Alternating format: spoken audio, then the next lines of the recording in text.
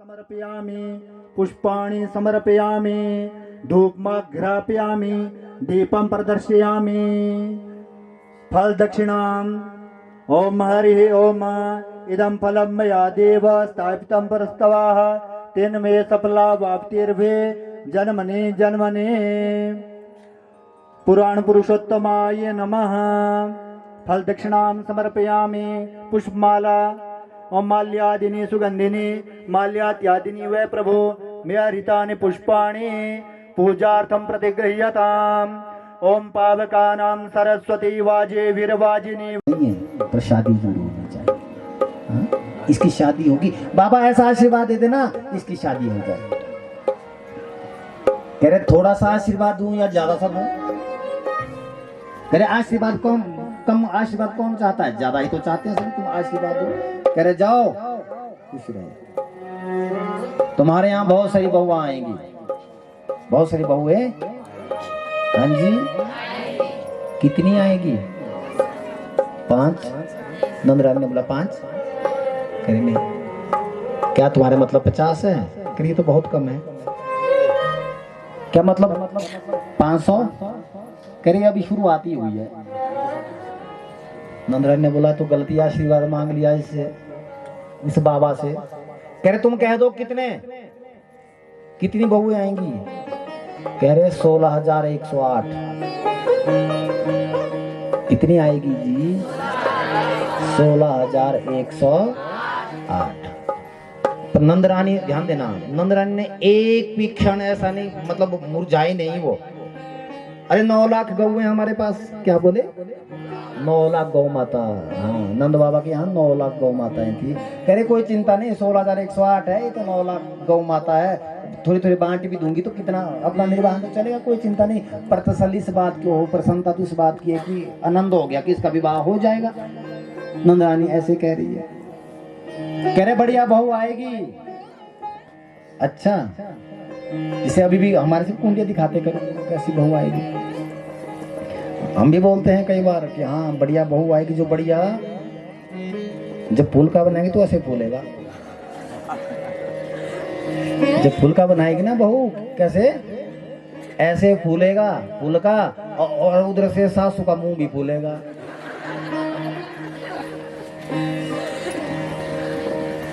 हाँ? सासू के जो मोहरे होते हैं ना, मुंह फूलता है ना इनका, इनको नकाब पहनाना चाहिए। अगर बहू का फूले तब, हाँ? पर भक्त वत्सल भगवान की। कह रही अच्छी बहुएं होंगी, जितनी होगी आपस में झगड़ा नहीं करेगी। गर्गाचार्य जी आए, बधाई दी नंदरानी यशोदा मैया को। नंद बाबा को बधाई हो, मैंने सुना कि आपके यहाँ 90 वर्ष की आयु में बेटा हुआ है, बड़ी प्रसन्नता हुई, मैंने सोचा कि मैं दर्शन करूं। अच्छा ये बताओ इनका नाम क्या रखा आपने? करे नाम तो आज तक नहीं रखा, ये तो हम ही भूल ही गए थे, इसलिए आप नामकरण कर दे। तो आप आचार्य आए हैं तो आप ही नामकरण कर दो। रोहिणी माँ के गर्भ से उत्पन्न है शेष बलदाऊ जी, तो गोदी में बैठे हैं, उनका नामकरण कर रहे हैं। आख्यायस्ते राम इति बलाधिक्यात् बलम विदु। ये अधिक बलशाली होंगे, ये सभी शत्रुओं को धराशायी कर देंगे। अधिक बल होने के कारण से इनका नाम बलराम होगा। मुदाओ भैया की, इनका नाम बलराम। और यशोदा मैया ने कहा कि जो ये मेरा बेटा है इसका नामकरण भी करो। ध्यान लगाया, साक्षात परमात्मा है। मन ही मन में सोचा, बहुनि सन्ति नामानि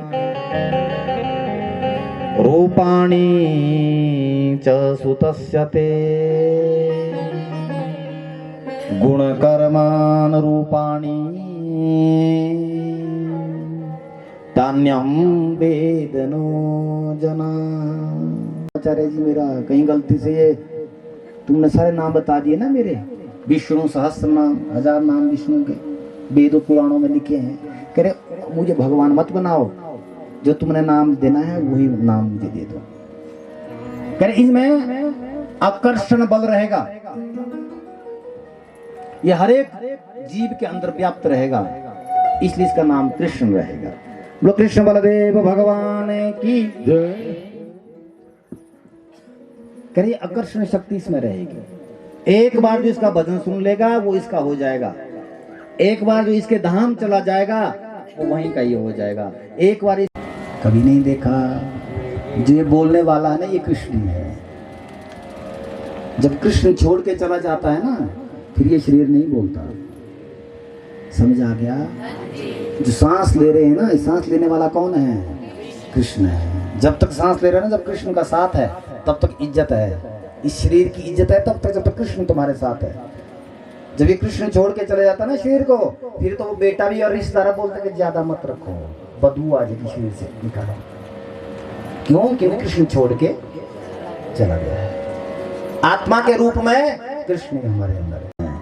जब वो तत्व तो निकल जाता है, वो कन्हैया छोड़ के चला जाता है, तो ये शरीर तो फिर इसको गाड़ दो तो कीड़े खा लेंगे, फेंक दो, कुत्ते इत्यादि नोच के चले जाएंगे, कीड़े इत्यादि, जला दो तो उसकी राख बन जाएगी। तो इसलिए हमारा आदर तब तक है जब तक कृष्ण है। बोलने वाला कृष्ण, चलने वाला कृष्ण, सूंघने वाला कृष्ण, सुनने वाला कृष्ण। अनुभूति कीजिए, अपने ध्यान देना। जब सांस लेते हैं ना, सो हम ऐसे वैसे, कभी सांस अकेले में लेके देखना,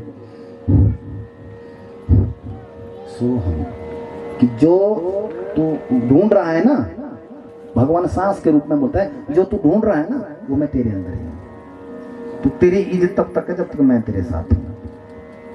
इसलिए वो आत्मा रूपी परमात्मा पकड़ा, और भगवान को पकड़ने के बाद यूं कान से खींचा। क्या करा जी? कान से खींचा। अब इस कथा को सुनते एक ज्ञान मिलता है हमें, ध्यान देना। दुनिया में ऐसा कौन होगा, किस में ऐसी हिम्मत होगी, किस में इतनी शक्ति होगी जो भगवान को ही कान से पकड़े? बताओ, क्या किसी राजा की इतनी हिम्मत है? बोलिए। क्या किसी ज्ञानी में इतनी हिम्मत है? किसी वैरागी में इतनी हिम्मत है? किसी वेदांती में, वेद पढ़ने वाले, वेद पाठे में इतनी हिम्मत है?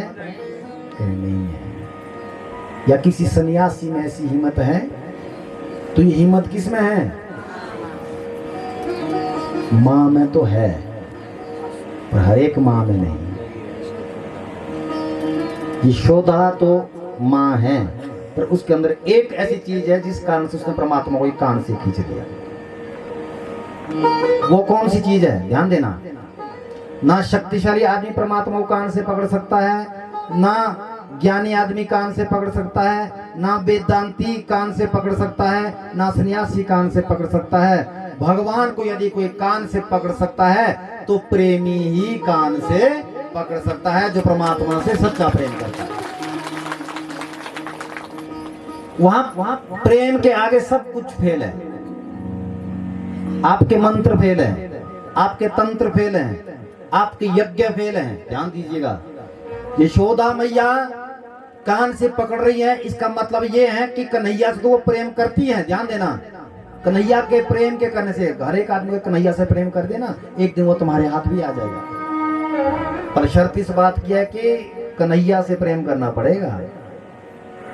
किससे जी? वो साधारण बेटा नहीं है, वो परमात्मा ही बेटा बन करके आया है। और यशोदा रानी इस धरती की है। और आप, हम सब लोग, वो पुरुष हो चाहे स्त्री हो, ध्यान दीजिएगा, जो कृष्ण से प्रेम करता है, कृष्ण उसके हाथों आ जाता है। नंद रानी प्रेम करती है दिल से, इसलिए आज पूरी दुनिया का रखवाला, दुनिया जिसे चरणों की आरती करते हैं, दुनिया जिसे डरती है, बड़े बड़े पापी, अपराधी, बलशाली लोग थर थर कांपते हैं, वो आज नंद रानी यशोदा मैया के हाथों से कान की मरोड़ी खा रहे हैं। देखो है? ये है भगवान की प्रेम के ऊपर वशीभूत हो जाना। भगवान को पकड़ने की सिर्फ एक ही रस्सी है, उसका नाम है प्रेम। और कथा से यदि भगवान के प्रति प्रेम नहीं हुआ तो कथा सुनने का कोई पुण्य नहीं है। सर्वस्व असली जो प्रेम है, ध्यान देना, जो ये संसारी लोग है ना, इनसे प्रेम करने से तो धोखा ही मिलेगा, पर कन्हैया का प्रेम कभी धोखा नहीं देता है। कन्हैया जीते जी भी हमारे साथ साथ है सांस के रूप में, और मरने के बाद भी कन्हैया हमारे ही साथ है। तेरे लाला ने माटी खाई यशोदा सुन माई, याद माटी खाई यशोदा सुन माई। तेरे लाला ने माटी खाई यशोदा सुन माई। तेरे लाला ने माटी खाई यशोदा सुन माई। सुन माई सुन माई सुन माई सुन माई सुन माई सुन माई सुन माई सुन माई। तेरे लाला ने तेरे कान्हा ने माटी खाई यशोदा सुन माई। तेरे लाला ने माटी खाई यशोदा सुन माई।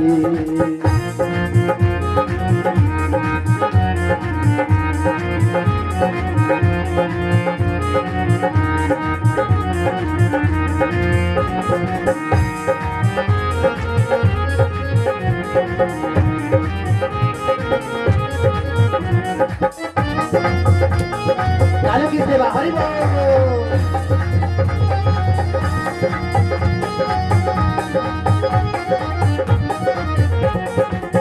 अद्भुत खेल सखन संग खेलो, अद्भुत खेल सखन संग खेलो, अद्भुत खेल सखन संग खेलो, अद्भुत खेल सखन संग खेलो। छोटो सो माटी गोडेलो, छोटो सो माटी गोडेलो, छोटो सो माखन गोडेलो, छोटो सो माखन गोडेलो। तुरंत शाम न आई यशोदा सुन माई, जान घर कर आई यशोदा सुन माई। कटक कटक कर खाई यशोदा सुन माई, कटक कटक कर खाई यशोदा सुन माई। लाला ने माखन खाए यशोदा सुन माई, लाला ने माटी खाई यशोदा सुन माई।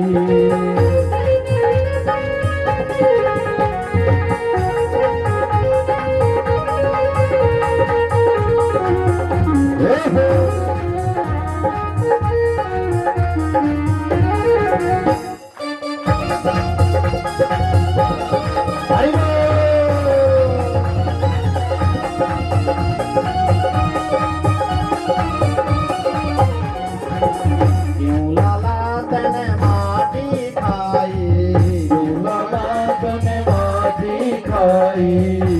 ध्यान से सुनना, यशोदा मैया कह रही है कन्हैया से, पूछ रही है ना, शिकायत की कि तूने मिट्टी खाई है। क्यों लाला तूने माटी खाई, क्यों लाला तूने माटी खाई। माखन को छोड़े माटी खाई, माखन को छोड़े माटी खाई। यशोदा ने लाठी उठाई, यशोदा ने लाठी उठाई।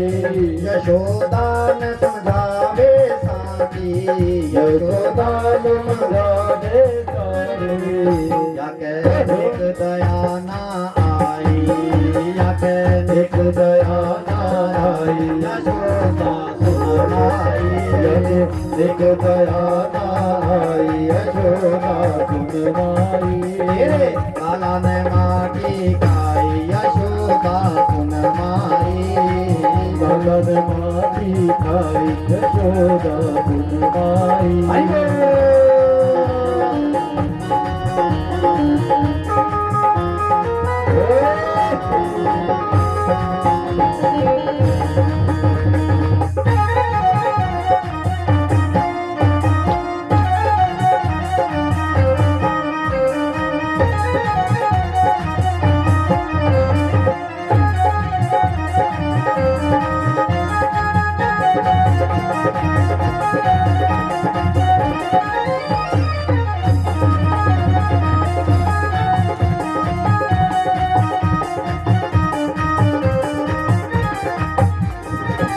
मुख के माही उंगली मेली, मुख के माही उंगली मेली, क्या कहा?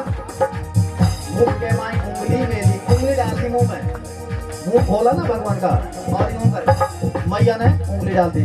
मुख के माही उंगली मेली, मुख के माही उंगली मेली, निकल पड़ी माटी की डेली, निकल पड़ी माटी की डेली, निकल पड़ी माटी की डेली, निकल पड़ी माटी की डेली।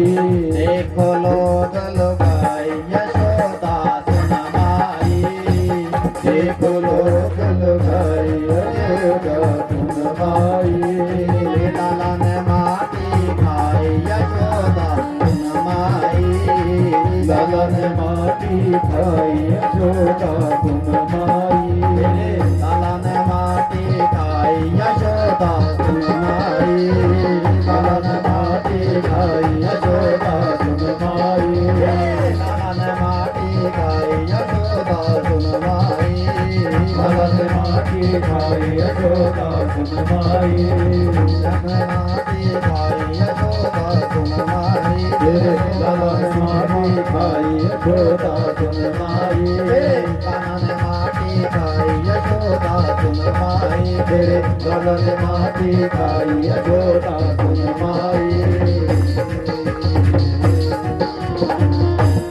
भक्त वत्सल भगवान की जय जय श्री राधे, जय जय श्री राधे, जय जय श्री राधे श्याम। तेरे कान्हा ने माटी, अरे मुंह मत खोलो। हाँ जी, भजने के लिए खोलो, उबासी मत निकालो मेरी ओर। हाँ, क्या कहें? तेरे कान्हा ने माटी खाई यशोदा सुन माई, तेरे लाला ने माटी खाई यशोदा सुन माई, सुन माई, सुन माई, सुन माई, सुन माई, हाँ सुन माई, सुन माई, सुन माई, सुन माई, तेरे कान्हा ने माटी खाई यशोदा सुन माई, कान्हा ने माटी खाई यशोदा। सभी लोग हाथ खड़ा करेंगे, भैया से कहेंगे, तेरे कान्हा ने माटी खाई यशोदा सुन माई, तेरे लाला ने माटी खाई यशोदा सुन माई, तेरे लाला ने माटी खाई यशोदा सुन माई, तेरे लाला ने माटी खाई यशोदा सुन माई। यशोदा मैया की जय, नंद नंदन भगवान की जय, यशोदा नंदन भगवान की जय। जय जय श्री राधे, जय जय श्री राधे, जय जय श्री राधे श्याम। कथा में आनंद आ रहा है जी? हाँ जी, तो चुस्ती के साथ बोलो, आनंद आ रहा है? आनंद हो गया, क्रेडिट रास्ते भी है। देखो कृष्ण कथा में आनंद आया है, ये पता नहीं मुझे आता होगा कि तुम्हें भी आता है, वो तो पता नहीं। अब मैं तो तुम्हारा नौकर ही हूँ, वही तो अपनी नौकरी पूरी करनी पड़ेगी। हाँ जी, नौकर को बिठा देते तो हिलियो मत। मैं तो सिर्फ ये सांप की तरह गर्दन ही हिल सकती है, बाकी तो हिल ही नहीं सकता। हाँ, अनंत तो आपके हैं? अगर ज्यादा ही कुछ हो गए तो उसे हिलेगी।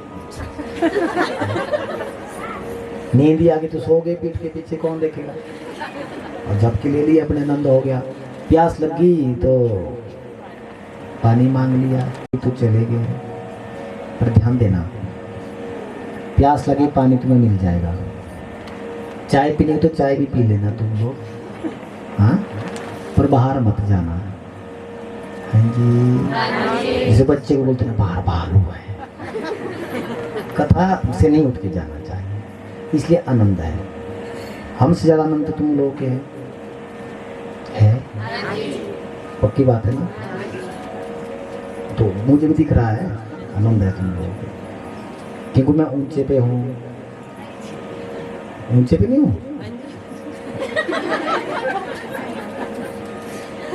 मैं ऊंचे पे हूँ तो यहाँ से गिर सकता हूँ। हाँ, जो ऊंचा बैठता है ना वो गिर सकता है, जो नीचे बैठता है वो कहाँ गिरेगा? तुम कहाँ गिरेगा बताओ? कहीं नहीं गिरेगी। तो आप भक्त के ऊपर भगवान वैसे भी कृपा करते हैं, तो भक्त को वैसे भी ठाठ में रखते हैं।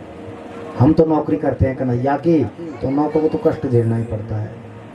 हाँ जी, मनरेगा में करते हो काम। अब मनरेगा में जो लेबर करने वर्क होता है ना, जिसके पास उसको पत्थर लाने पड़ते हैं, क्या क्या नहीं करना पड़ता। जो जेई है वो बाबू बन के रहता है। हाँ जी, तो तुम हमारे जेई हो, बाबू हो तुम। हाँ, इसलिए तुम ठाठ से बैठे हो। अभी सिर में खारिश हो रही है। मैं हाँ जी, नहीं, धरती माँ तो हमेशा टेढ़ी है, लेकिन कथाएं टेढ़ी की है ना। ये कृष्ण को कभी खड़े जब होते ना, यूं टांग रखते हैं, यूं बैठते ना ऐसे रखे टांग, तो कथाएं टेढ़ी की है तो सीधी कहाँ से हो जाएगी? हाँ जी।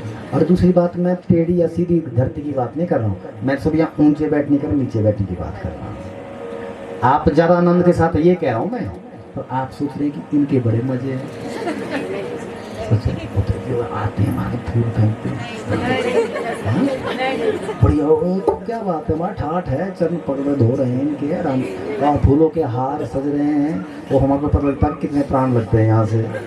हाँ, अभी अगर सर में वो हो रहा हो ना, खुजली हो रही, मैं टोपी उतार के खुजला भी नहीं सकता। हाँ, पर हमारा साथ तो दे सकते हो तुम लोग।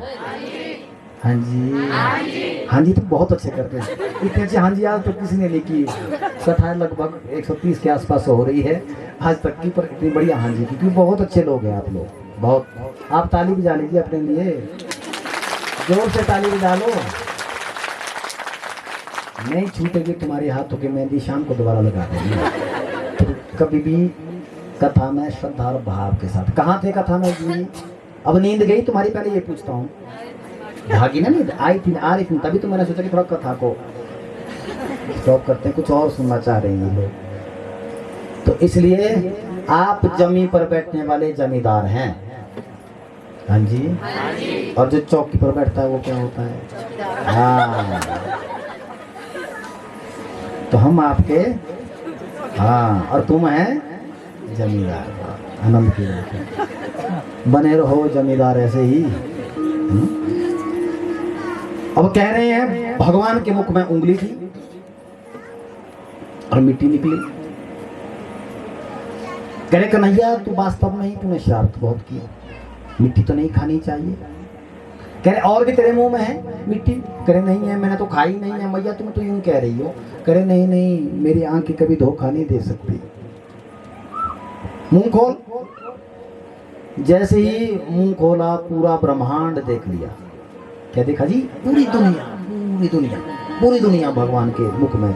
गंगा यमुना इत्यादि है, पर्वत हैं, हाँ, वृक्ष हैं, हम आप सब लोग, पूरी धरती भगवान के मुख में। नंद रानी यशोदा मैया ने कहा वो ये क्या है?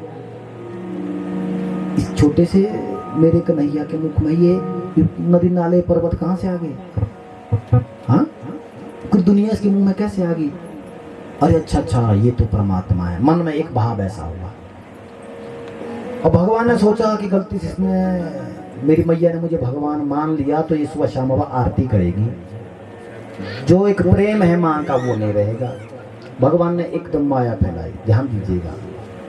अब देखिए भगवान ने मिट्टी क्यों खाई? क्या आवश्यकता थी मिट्टी खाने की? ध्यान देना। इसका उत्तर सिर्फ यही है, भाई खाई तो वो चीज जाएगी जो शरीर से बाहर हो। भोजन अब तब करेंगे जब थाली में सामने हो। जब भोजन हमारे मुंह में ही है तो उसमें खाना क्या है? उसी प्रकार जो मिट्टी है, जब पूरा ब्रह्मांड ही भगवान के मुख में है तो मिट्टी भी भगवान के मुंह में ही तो है। इसलिए भगवान ने कहीं से ला करके खाई थोड़ी है। भगवान तो सिर्फ ये कह रहे हैं कि ये दुनिया है ना, ये मेरे मुंह में ही है और आज भी भगवान के मुख में ही है। जब वो सृष्टि का सृजन करते हैं तो पूरे मुख में रहते हैं और इस पूरी दुनिया को, और जब पूरी धरती को समाप्त कर देते हैं मेरे कन्हैया तो अपने गर्भ में धारण कर लेते हैं। फिर बाद में जाके सृष्टि का निर्माण करते हैं अपने नाभि में से कमल का पुष्प, और फिर ब्रह्मा जी, और जैसे आपने सृष्टि का परसों मैंने आपको कथा सुनाई ना, इसी क्रम के साथ द्वारा भगवान सृष्टि का निर्माण कर लेते हैं। तो ऐसे दिव्य ब्रह्मांड के दर्शन नंद रानी यशोदा मैया ने वहां पर किए। ध्यान देना, हमारा भाव ही श्रेष्ठ है। जैसा आपका भाव रहता है परमात्मा के प्रति, परमात्मा वैसे ही हमें प्राप्त होते हैं। एक भक्त गया भगवान की भक्ति करने, ध्यान देना, गुरु जी के पास जाकर के बोल रहा है कि गुरु जी ऐसी किसकी भक्ति मैं करूं जो बहुत जल्दी प्रसन्न हो जाए, उसके मैं दर्शन करूं। कह रहे सत्यनारायण व्रत कथा करो, भगवान प्रसन्न हो जाएंगे। मैं कह रहा हूं भाव के साथ भगवान मिलते हैं, ये बात कह रहा हूं। उस भक्त ने कहा ठीक है, कितने दिन तक करते रहो, एक न एक दिन भगवान तुमसे खुश हो जाएंगे। अब सत्यनारायण व्रत करने लगा वो भक्त। बहुत दिन बीते, धूप जलाते जलाते महाराज पता नहीं कितनी धूप की डबियां खत्म कर दी, पर भगवान प्रसन्न यानी कि मिले नहीं आज तक। बोला गुरुजी जितने पैसे थे धूप में लगा दिए, पर भगवान आज तक नहीं मिले। भगवान ने कहा अब इसका भाव कैसा है कोई पता नहीं। कह रहे तुम ऐसा करो, तुम एक देवी की प्रतिमा लगा दो। पहले थे नारायण की प्रतिमा यानी कि फोटो, ध्यान दीजिएगा, और फिर लगा दी माता की प्रतिमा। और हम लोग, आप लोग के साथ भी ऐसा ही होता है। हम सोचते हैं कि पहले शिव को भज लेते हैं, वहाँ से फायदा नहीं हुआ, फिर कृष्ण का भजन करते हैं, वहाँ से फायदा नहीं हुआ, फिर माता के यहाँ चले जाते हैं, फिर वहाँ से फायदा नहीं हुआ, फिर कमरुना के यहाँ चले गए। हाँ, ऐसी स्थिति है हम लोगों की, है तभी तो हम धक्के खाते हैं।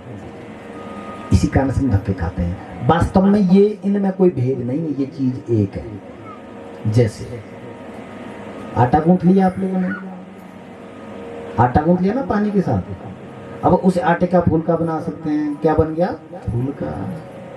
उसी के आप परांठे बना सकते हैं, क्या बन गया उसी के आप पूड़ी बना सकते हैं, उसी का आप हलवा भी, उसी आटे का हलवा भी बनाया जाए। नाम कितने हो गए, बहुत सारे नाम हो गए, पर असली वो चीज क्या है, आटा। आटा है वो, आटा वो तो हमने बनाया है, भक्त ने भगवान को बना दिया। ध्यान दीजिएगा, वास्तव में वो तत्व एक है, इसमें कोई भिन्नता नहीं करना चाहिए, शरणागति किसी एक की होनी चाहिए। तो भक्त को कहा गुरुजी ने कि तुम एक देवी की प्रतिमा लगा दो और उसकी पूजा करो, देखते ये प्रसन्न हो जाए।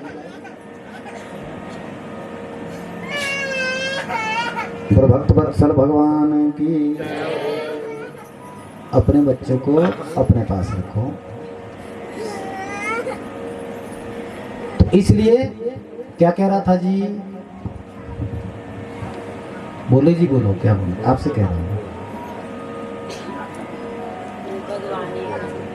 भगवान तो एक है, अपने श्रद्धा और भाव के द्वारा अनेक हम बना देते हैं। तो कह एक माता की प्रतिमा दे दी कि तुम इसके, चलो ठीक है अब इसकी पूजन करो, इसका पूजन करो तो ये जल्दी प्रसन्न हो जाए। अब क्या कर दिया, ध्यान देना, पहले किसका पूजन कर रहे थे, वो भक्त किसका पूजन कर रहा था, नारायण। अब वो फोटो उतार दी, इधर लगा दी बगल में, और इधर लगा दी अब माता की फोटो। ध्यान देना, कभी भी अपने घर में अगरबत्ती नहीं जलानी चाहिए। हाँ जी, क्या नहीं जलानी चाहिए, अगरबत्ती कभी नहीं जलानी चाहिए, उसमें बांस होता है। क्या होता है जी, बांस कभी घर में नहीं जलाते। जिस घर में बांस जलता है उस घर का पूरा कुटुंब नष्ट होता है, इसलिए बांस कभी घर में जलाना भी नहीं चाहिए। जलाते हैं आपके, बोलते कि नहीं जलाना चाहिए, ऐसा बोलते हैं ना यहाँ पर भी, इसके पीछे कारण यही है। और जो अपनी अगरबत्ती होती है, अगरबत्ती में बांस होता है जिससे हमारा पतन हो जाता है। और हमारे यहाँ धर्मशास्त्र में धूप दीप नैवेद्यम समर्प्यामि, अगरबत्ती समर्प्यामि कहीं नहीं है, अगरबत्ती हमारे धर्मशास्त्र का नहीं है। तो इसलिए अगरबत्ती में जो सेंट की खुशबू डाली है ना, उसको जलाने की आवश्यकता नहीं है। धूप की बात है, धूप रोज जलाइए, धूप जरूरी, धूप हमारे धर्मशास्त्र मर्यादा के अनुसार है। अब देखिए, यहाँ माता की प्रतिमा लगा दी, वहां नारायण की प्रतिमा लगा दी। अब जैसे यहाँ पर माता की प्रतिमा के पास धूप दिखाया ना, गलती से क्या हो गया कि हवा आ रही है जो उधर को जा रही है, किधर? नारायण की प्रतिमा की ओर। और इधर से महाराज वो धूप जा रहा है, उधर जा रहा है। भक्त ने बोला तुम भी बड़े घटिया किस्म के हो। फिर जब तुम्हें मैं 15 दिन से धूप दे रहा था, हाँ, तब भी तुम प्रसन्न नहीं हुए। हम माता जी का धूप ही तुम ही ले रहे हो, हाँ? अब वो देखिए, वो तो हवा के कारण से ऐसा हो रहा है। वो प्रतिमा थी जैसे मिट्टी की प्रतिमा, नाक कान बना हुआ है नारायण का, ऐसी प्रतिमा बनी हुई थी। अब जितने वो धूप था, ध्यान देना, अब जो नाक के रंध्र थे ना उसमें, जो वहाँ फोटो थी, और उधर से जाता रहा धूप, जब यहाँ से जाएगा ना प्रतिमा से जाता रहा। कह रहे तू मानेगा नहीं, रुई ली और भगवान के नाक में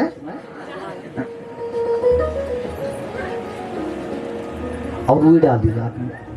कह रहे अब सूंघ, हाँ? अब सूंघ। 15 दिन से मैं धूप दिखा रहा था, तब तुझे शर्म नहीं आई, हाँ? अब वो माता जी को तो प्रसन्न नहीं करने दे रहा है और सारा धूप तू ले रहा है। भगवान बड़े प्रसन्न हुए और उसी प्रतिमा में से प्रकट हो गए। क्यों प्रकट हुए? हाँ जी, क्यों प्रकट हुए? रुई के द्वारा क्या?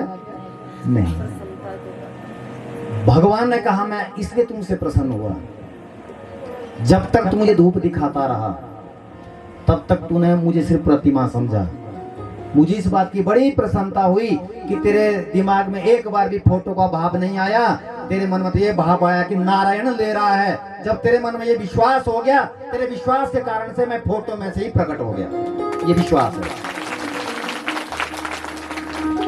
जब तक हम प्रतिमा को प्रतिमा समझेंगे तब तक उसमें प्रतिमा का ही भाव आएगा। देवता के रथ आते हैं, रथ को अगर तुम रथ समझ लिया तो रथ ही दिखेगा। अगर आपने साक्षात देवता उसको मान लिया तो वो देवता का ही आशीर्वाद देगा।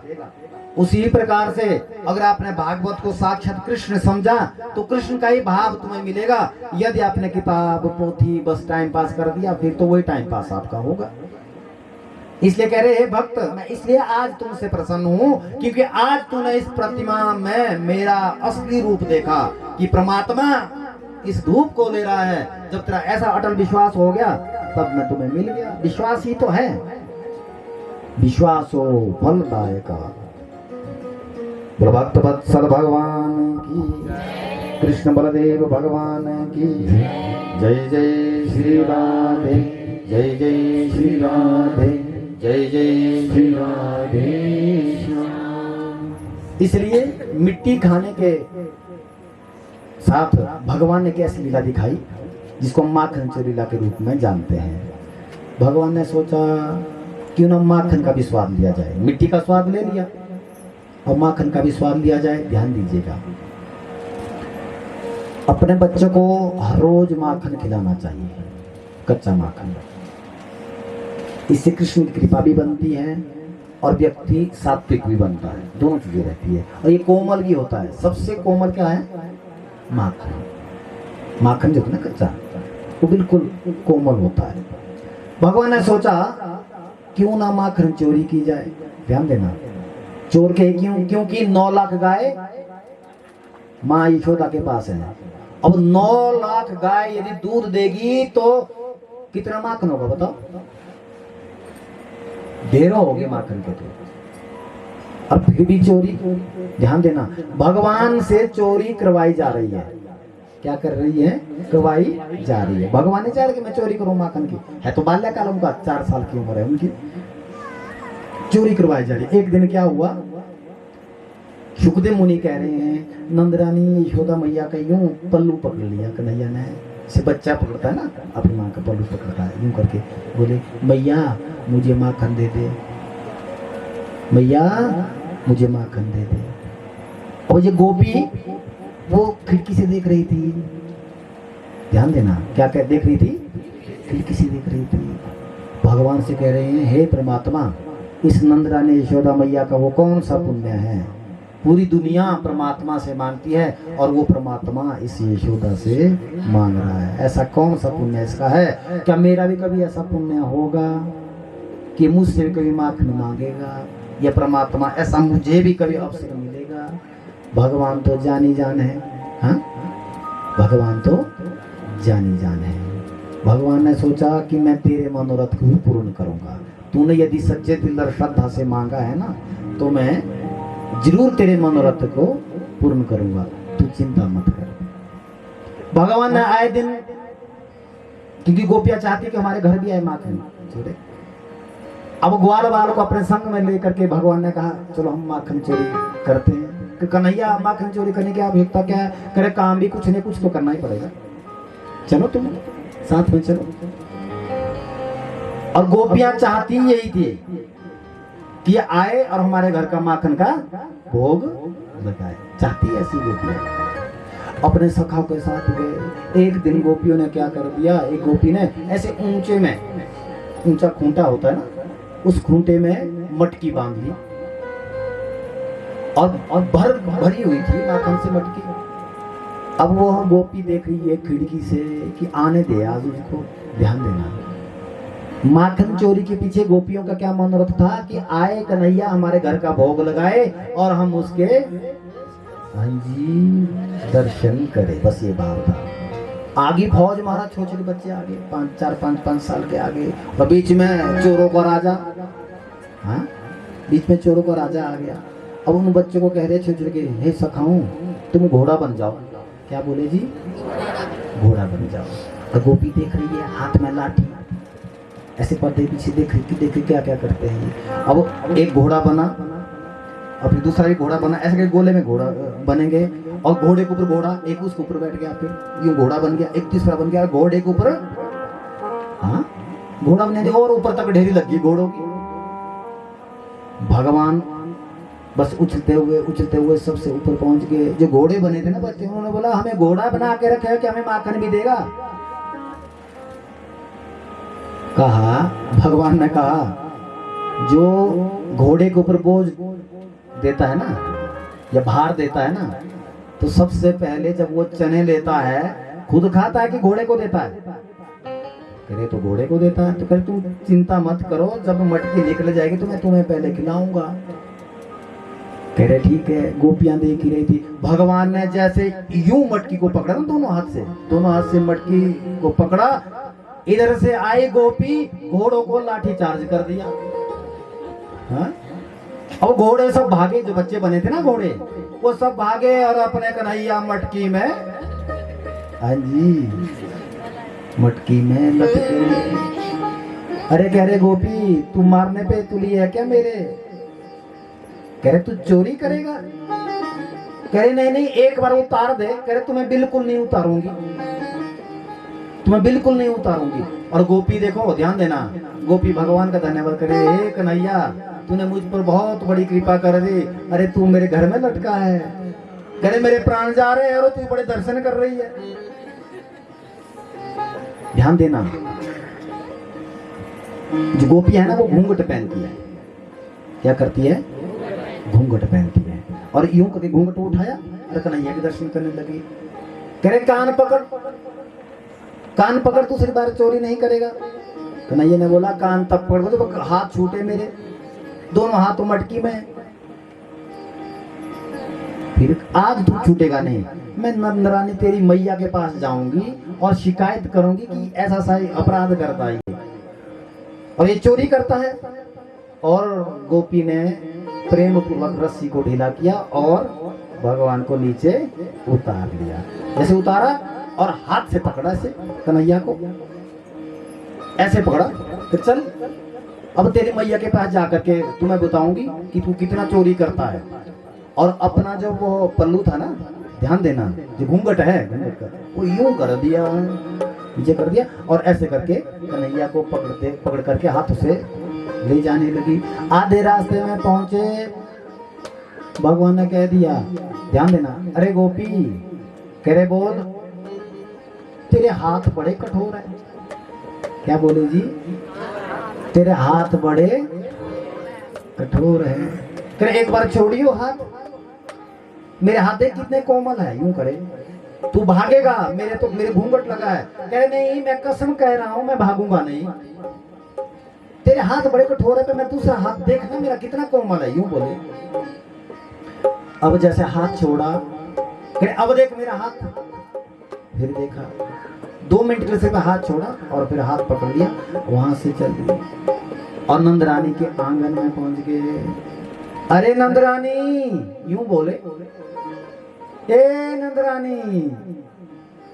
मैया बर्तन धो रही थी, क्योंकि कन्हैया तो खेलने गए तो मैया को पता है। यशोदा, अरे बहन, हाँ आई, क्या बात है? कह रहे आज मैं बधाई के गीत गाने नहीं आई हूँ तेरे आंगन में, तो क्या करने आई है? तेरे बेटे की करतूत दिखाने आई हूँ। ध्यान देना, अभी वो अंदर ही है। क्या किया है मेरे कन्हैया ने? अरे उसने चोरी की है। ऐसा हो ही नहीं सकता। अरे मैं कसम कह रही हूँ चोरी की है। मैया अंदर से ही बोल रही है। कह रहे हैं, मैया ने कह दिया, ध्यान देना, अगर मेरे कन्हैया ने चोरी की है, मुझे विश्वास नहीं है, ये कोई तू और पकड़ के लाई है। मुझे नहीं लग रहा कि कन्हैया है। क्या चोरी किया? कह रहे माखन चोरी किया है। वो माखन क्यों चोरेगा? या तो मटके भरे पड़े हैं मेरे घर में, माखन चोरी थोड़ी होगी, वो क्यों चोरेगा माखन? कहने नहीं, माखन इसने ही चोरा है।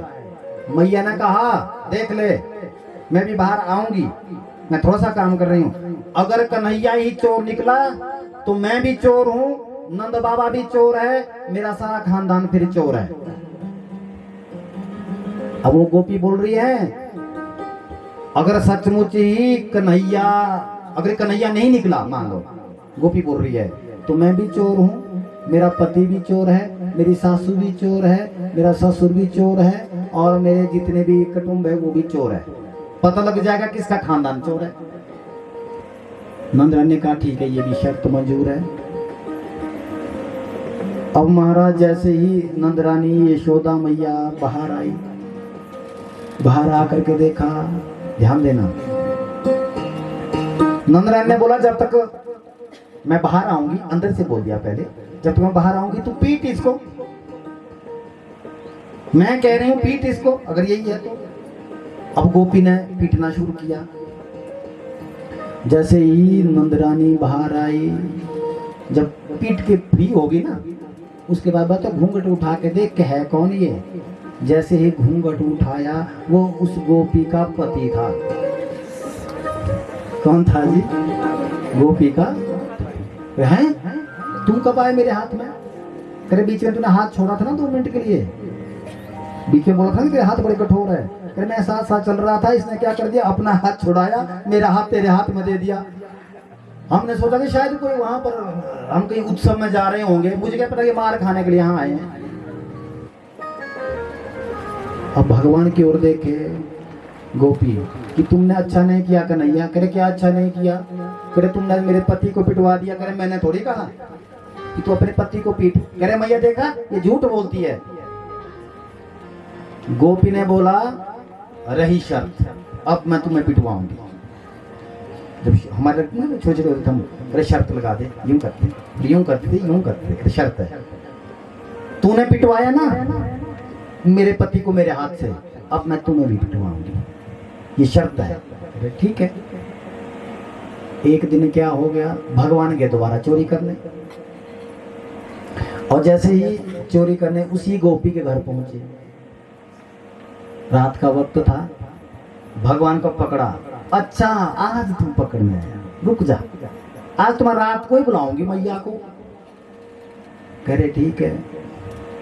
अब मैया को जाकर के निमंत्रण दे, दूसरी गोपी भेजी, जा बुला उसको, उसने पिटवाया था ना मेरे पति को, इसे कन्हैया ने, आज मैंने पकड़ के इसको रस्सी के साथ मैंने खंबे में बांध लिया। क्या कर दिया जी? खंबे से बांध लिया। गोपी तो गई बाहर, तब तक इसकी गोपी के ससुर आ गए। ससुर ने बोला, भाई तू क्यों खड़ा है यहाँ पे? कह यहाँ से स्वर्ग जाते हैं। क्या बोला? कह यहाँ से स्वर्ग जाते हैं। अब ससुर ने बोला, मैं बहुत दुखी हूँ इस परिवार से, मुझे भी जाना है स्वर्ग। करे आजा फिर रस्सी में तू। हाँ, अब रात का अंधेरा था, ससुर को अपनी जगह रस्सी में बांध लिया। कन्हैया खुद थोड़ा कोने में खड़े हो गए। अब रात की बात थी, कन्हैया तो सच में घर में नहीं है। नंदरानी आई, दे दनादन, वो पता है मैया के घर में तो है नहीं कन्हैया, और जैसे पीटा। अब बाद में बोले, अरे कोई लाइट तो जलाओ। कौन बोले? वो खपरा बोले। क्या बोले, मेरे लाइट तो जलाओ, मेरे प्राण ले लोगे क्या? हाँ? गोपी ने बोला अरे ये छूट गया, ससुर साहब क्षमा करना, मैंने नहीं बांधा था।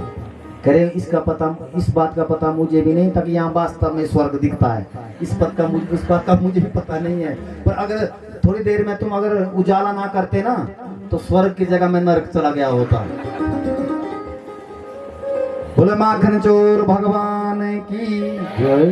जय जय श्री राधे, जय जय श्री राधे, जय जय श्री राधे श्याम। जैसे भगवान ऐसे चोरी करते रहे हैं, माखन चोरी इत्यादि अनेक लीला करते रहे। एक दिन भगवान को मैया ने बांध लिया, रस्सी से बांध आई हूं, और एक छोर बांध लिया, ध्यान देना, एक छोर बांध लिया उखल के साथ, उखल के साथ बांधा। करे तो अब यही रहे धूप में, आए दिन तो चोरी करता रहा, अब तो बड़ा हो रहा है, अभी भी शर्म नहीं है क्या? माँ की डांट, और मैया गई काम करने, अपने घर के काम करने, और तब तक थोड़ा सा जोर लगाया रस्सी से। किसने? कान्हा जी ने क्या किया जी, रस्सी में थोड़ा सा जोर लगाया, उखल साथ में आ गया, उखल साथ में आया, और आंगन में आगे आगे कन्हैया, पीछे पीछे उखल। वहां क्या देखा कि आंगन में एक वृक्ष है, वो तना उसका एक है, ऊपर से दो है। भगवान ने जैसे उसमें से प्रवेश किया, उखल फंस गया, जैसे ऐसा पेड़ होता है ना, बीच में फंस गया। भगवान ने ताकत लगाई और वो वृक्ष गिर गया, और उसमें से दो दिव्य पुरुष प्रकट हो गए। इनका नाम था नलकुबर और मणिग्रीव। ये पूर्व जन्म के द्वारा शापित ये वृक्ष थे, ध्यान देना। नारद जी का अपमान क्या था? नारद जी ने इनको शाप दिया, जा तुम वृक्ष बन जाओ। रोए ये कि हमें क्षमा कर दो नारद जी। नारद जी ने कहा तुमने क्षमा मांगी है तो कृष्ण आकर के तुम्हारा उद्धार करेंगे। इस कारण से आज भक्तों का उद्धार कर दिया भगवान ने। भक्त वत्सल भगवान की जय। जय श्री राधे, जय जय श्री राधे, जय जय श्री राधे श्याम। जैसे वो पेड़ गिरने की आवाज सुनाई दी, नंद रानी आई, और नंद रानी ने बाबा नंद से कहा अब हमें गोकुल में नहीं रहना है। कहे क्यों नहीं रहना है? इसलिए नहीं रहना है क्योंकि यहाँ पर आए दिन कोई ना कोई उपद्रव हो रहा है। छोटा सा पूतना आ गया, जब 6 दिन का था कन्हैया, अगासुर आया, बकासुर आया, अब तो हद हो गई, अब तो वृक्ष भी गिरना शुरू हो गए, पता नहीं कब कौन सा अहित हो जाए मेरे कन्हैया का, इसलिए यहाँ पर नहीं रहना है। कहाँ जाना है? कह रहे इस स्थान को छोड़ करके हमें वृंदावन जाना है। कहाँ जाना है जी? वो वृंदावन बिहारी लाल की।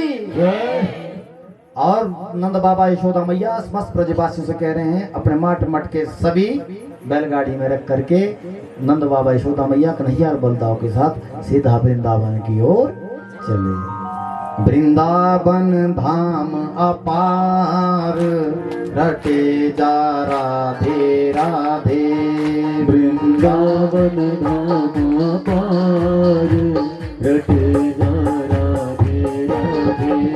वृंदावन धाम अपार रटे जा राधे राधे।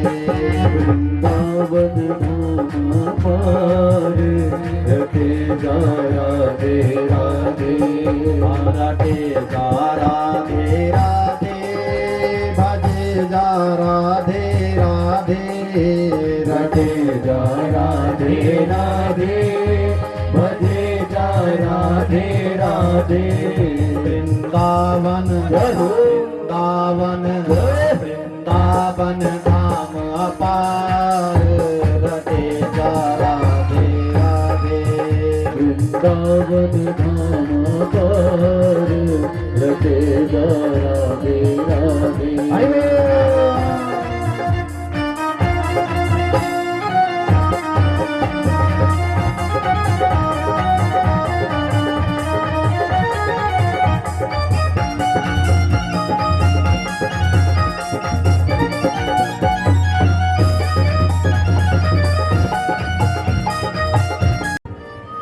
आप गए हैं वृंदावन? कितने लोग गए हैं? हाथ खड़ा करेंगे जो गए हैं, वही हाथ खड़ा करेंगे। हाँ, आनंद है। और कितने लोग की इच्छा है कि हम भी वृंदावन जाएं? इच्छा तो कर लो, कौन सी कली तुम्हें बस जा रही तुम्हारी यहाँ से। इच्छा एप्लीकेशन दी है तो कभी सुनवाई तो जरूर होगी। आज भी कृष्ण वृंदावन में है, ये पक्का है। प्रमाण दूं? बोलिए प्रमाण दूं, जोर से बोलेंगे।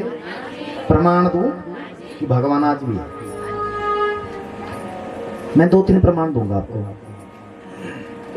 एक तटीय स्थान है वृंदावन, जहां पर जो भी वृक्ष उत्पन्न होता है ना, जो भी वृक्ष निकलता है उत्पन्न होता है, पत्तों में राधे राधे लिख के आता है। हाँ जी, पत्तों में। ये तुम्हारे यहाँ कौन कौन से पेड़ होते हैं यहाँ पे जिसमें बहुत सारे पत्ते होते हैं?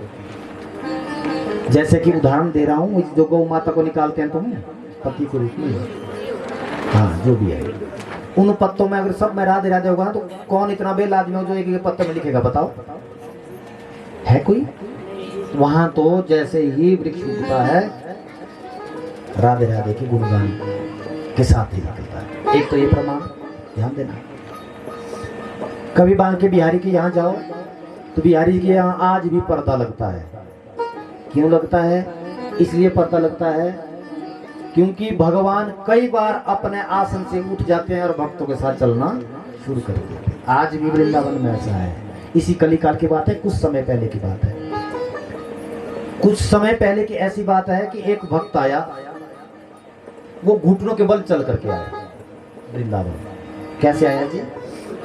जोर से बोलेंगे। घुटनों के बल, जो घुटनों में हड्डी होती है ना, ध्यान देना, ये पूरी घिस गई, पूरी घिस गई। लहूलुहान होकर क्या बेटा बैठ जाओ। अब जैसे ही लहूलुहान होकर के वृंदावन पहुंचा वो भक्त, वहां हजारों की भीड़ एक बार में लगती, हजारों की भीड़। जैसे ही बिहारी जी के तलहटी पर वो भक्त पहुंचा, बांके बिहारी जहां पर है ना बैठे हैं लाडली सरकार, वो उठ गए वहां से और भक्त की गोदी में बैठ गए। और बिहारी जी बोल रहे हैं कि मुझे यहाँ नहीं रहना है, मुझे इस भक्त के साथ जाना है क्योंकि मैं भक्त के वश में हूँ। सब रोने लगे कि नहीं नहीं बिहारी जी, आपकी शोभा तो वृंदावन में है, यहाँ से आप ना जाए। भगवान ने कहा मैं एक शर्त पे नहीं जाऊंगा, अगर ये भक्त मुझे बोलेगा कि यहीं रह ले। फिर भक्त के चरण पकड़े लोगों ने कि तुम कह दो बिहारी जी को। फिर भक्त ने बोला कन्हैया आपका स्नेह मुझे मिल गया, आपकी शोभा वृंदावन में है, मैं आपके दर्शन करने यहीं आऊँगा, इसलिए बिहारी जी आप यहीं रहिए। तो बिहारी जी उठ करके अपने आसन पर चले गए थे। उसके बाद डर के मारे आज वहाँ पर पर्दा लगता है। जब बिहारी के दर्शन करने जाते हैं तो पर्दा यूँ लगता है एकदम से। हो सकता है पता नहीं कौन सा भक्त ऐसा आ जाए जिस श्रद्धा और भाव के साथ आ जाए, पता नहीं कब बिहारी जी तुम्हारे साथ चल देंगे। वृंदावन में ऐसा है। अभी भी आप कभी भी जाएं वृंदावन में तो वृंदावन में पर्दा लगता है। और तीसरी बात 2012 की बात है, जब पहली कथा श्रीधाम वृंदावन में हुई थी, जब वो पढ़ाई लिखाई मेरी पूर्ण हुई थी, उस समय पहली कथा श्रीधाम वृंदावन में हुई थी। रात्रि में भगवान श्री कृष्ण की अनुभूति हुई और अनुभूति करने के बाद, क्योंकि मैं भी अज्ञानी ही था, मुझे पता नहीं था कि कैसे क्या होता है, लेकिन ईश्वर की ऐसी कृपा हुई कि साधु संत आ गए। साधु संत की कृपा से वो पहली कथा जो थी अपने जीवन की, वो श्रीधाम वृंदावन 2012 में हुई थी। एक संत आए हमारे साथ और हमारे एक दो सहपाठी भी रहे हैं। उन्होंने कहा कि हम गिरिराज की परिक्रमा करने जा रहे हैं, तो वृंदावन से गिरिराज में निकल लिए। जैसे गिरिराज पहुंचे, परिक्रमा करने लगे, क्या देखा, एक विशाल बहुत बड़ा किसी का शरीर है जो फूलों से लदा है, सिर्फ आंखें दिख रही है। ऐसा दृश्य देखा उन महात्मा ने। ये बहुत पहले बात नहीं, आज 2023 लग रहा है ना, 11 साल पहले की बात है। जैसे वो फूलों को लदा हुआ व्यक्ति आ रहा था, उसके ना पांव दिख रहे हैं, ना बाल दिख रहे हैं सर के, ना हाथ दिख रहे हैं, सिर्फ चल रहा है कोई जैसे फूलों का पूरा गुलदस्ता चल रहा हो। संत ने कह दिया दर्शन करो कन्हैया आगे, दर्शन करो कन्हैया आगे। मालूम है कि यहाँ पर कन्हैया कहीं गलियों में घुमा रहता है। अरे दर्शन करो कन्हैया आगे, यूं बोले महात्मा। जो हमारे वो सहपाठी लोग थे ना, उन्होंने कोशिश की देखने की, पर उनकी आंखें बंद हो गई। क्या होगी? आंखें उनकी बंद हो गई। जैसे कोई सूर्य बिल्कुल सामने आ गया और एकदम झरोख से सूर्य दिख रहा है, बल्ब दिख जाए ना, तेज लाइट, आदमी की आंखें बंद हो जाती है। इतनी तेजस्वी कोई ऐसी कोई महाशक्ति थी, और जो बिल्कुल ऐसे मान लो कि हमारे को घेर रही है ये शक्ति। दिन की 1 बजे की बात है, ये परिक्रमा मार्ग गोवर्धन की। और महात्मा ने यूं गिर करके दंडवत प्रणाम किया कि भैया आपकी जय हो, आपकी जय हो। और 2 मिनट बाद क्या देखा, जो वो फूलों का गुलदस्ते की तरह था ना, वो ऐसे ढह गया और फूलों की ढेर बन गया। ये देखो, ये 11 साल पहले की बात है। ऐसे चंबे कई बार हुए हैं। एक बार की मैया यहाँ से गए थे हम वृंदावन,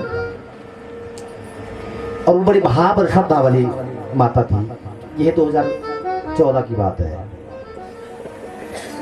वो परेशान हर रोज बोले कि आचार्य जी, रात में कोई बच्चा आता है और वो मेरे पाँव में गुदगुदी कर रहा है। यूँ बोले, देखो रात की बात है, कोई मेरे पाँव में गुदगुदी कर रहा है। और जब मैं उठती हूँ, मुझे कई बार ऐसा लगा कि होता शायद मुझे बुखार हो इत्यादि हो गया हो।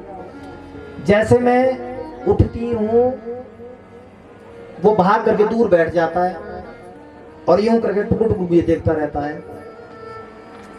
उसके यहाँ कोई पोता नहीं था, उसके यहाँ कोई पोता नहीं था। उसकी बहू को 26 वर्ष विवाह करके हो गए थे, 26 वर्ष विवाह करके हो गए थे। दूसरे दिन जो बोला, रोने लगी कि ये मेरे साथ क्या अचंबा हो रहा है। हमने कहा तुम्हारे साथ अचंबा नहीं हो रहा है, तुम्हें ना आशीर्वाद देने स्वयं कन्हैया आ गए। और 1 वर्ष बाद उसके यहाँ दिव्य पोता हो गया। देखो ये बड़ी ईश्वर की कृपा है।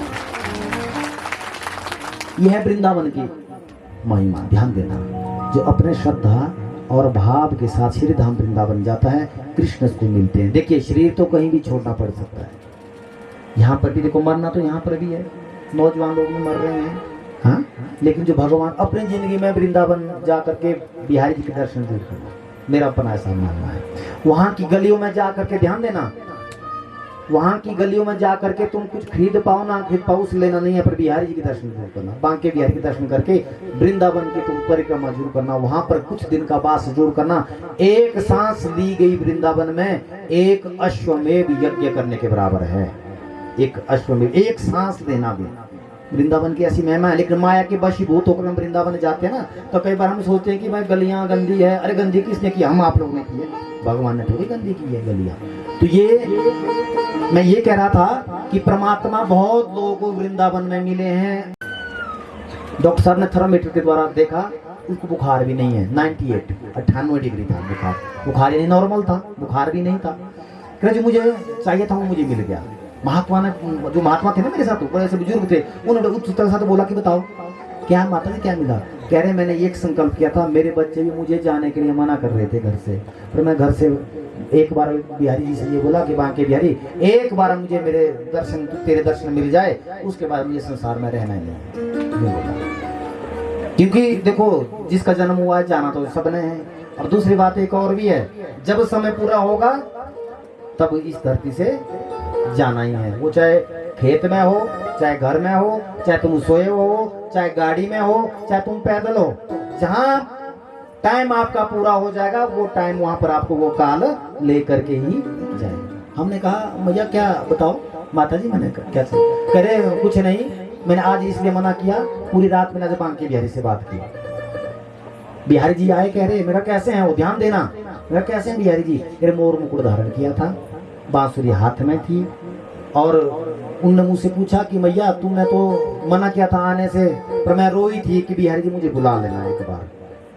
अब वो कह रहे ऐसी कृपा होगी कि मेरे बच्चों ने बोल दिया चल ठीक है तो हट कर तो चले जा, फिर तो साथ आए कह रहे। और मैं जितनी भी यात्रा मैंने की, मेरी यात्रा में कहीं मन नहीं लगा। मैं उज्जैन इत्यादि भी तुम्हारे साथ रही, कहीं मन नहीं लगा। मैं सिर्फ यही सोच कब मैं बिहारी जी के दर्शन करूं, जब मैं वृंदावन पहुंचूं, कब मैं वृंदावन पहुंचूं। मेरे अंदर कहने बड़ी उत्सुकता थी वृंदावन जाने की।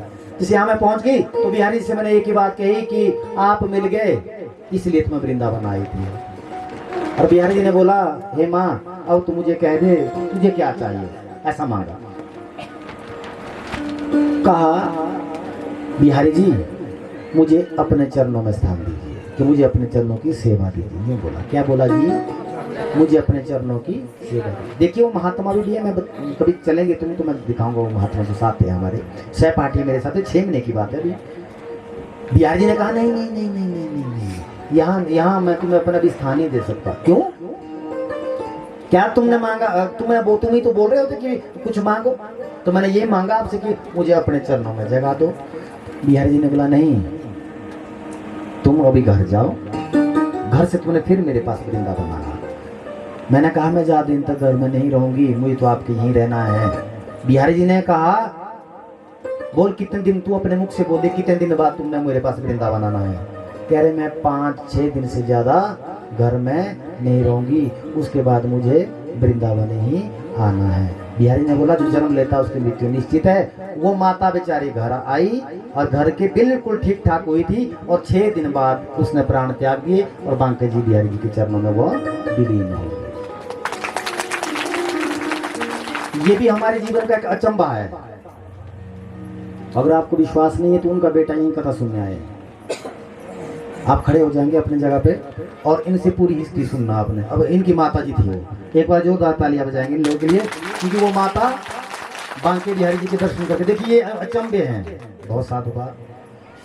और उसने उस माता ने बिल्कुल एक एक बात, एक एक शब्द से भविष्य वक्ता होता ना जो अपने भविष्य के बारे में जानता हो, एक एक चीज। और मेरी अपनी इस जिंदगी में पहली बार ऐसा हुआ है। ध्यान देना, उनकी उम्र लगभग 80 से तो ऊपर ही थी, वो 85 साल के आसपास बुजुर्ग थे। कह रहे इनसे पूछना कि वो लड़के गई है घर से, मुझे जाना है, लड़ाई करके गई है घर से और फिर वहां जाके ये बोल दिया। और इतनी खुश थी। और क्यों नहीं होंगे भाई, आप कथा सुन रहे हैं और गलती से कन्हैया तुम्हें मिल जाए तो क्या तुम्हें खुशी नहीं होगी क्या? बोलिए, मरना तो कब नहीं है, ठोकर खा के मरना है कैसे, वो मरने की बात थोड़ी है। पर ये शरीर तो छोड़ना ही है।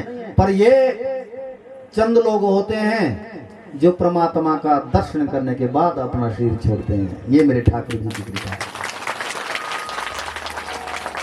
वृंदावन बांके बिहारी लाल की जय जय श्री राधे, जय जय श्री राधे, जय जय श्री राधे श्याम। तो इसलिए कभी आपके जीवन में समय हो तो वृंदावन आप जरूर जाएं। आपके पास समय हो बिहारी से मांगना कि प्रभु हमें श्री धाम वृंदावन जरूर ले जाना एक बार, और हम बांके बिहारी के दर्शन जरूर करें। जब आप मांगोगे तो मिलेगा जरूर, आपको बुलाएंगे जरूर, अगर आपने ऐसा मन में सोचा तो। और भगवान से मांगना भी ऐसा चाहिए, प्रभु मैंने बहुत संसार की यात्राएं कर ली, 100 बार तो हम सुंदरनगर से आए गए, शिमला कई बार गए, हॉस्पिटल स्नोडन चंडीगढ़ तक के चक्कर लगे। प्रभु ये परिक्रमा हमसे मत करवानी है तो वृंदावन की परिक्रमा करवाना हमारे से, वहाँ हमारा मन लगे। ऐसा भगवान से आपने मांगना है ताकि सद्बुद्धि हम सब लोग को मिलकर के भगवान की धराधाम की प्राप्ति हो जाए। तो इस बार नवंबर की 15 तारीख से लगभग हम भी यात्रा में जाते हैं। प्रतिवर्ष आपको बता दिया जाएगा, मैंने आपको कहा है कि आप जुड़ सकते हैं हम लोगों से।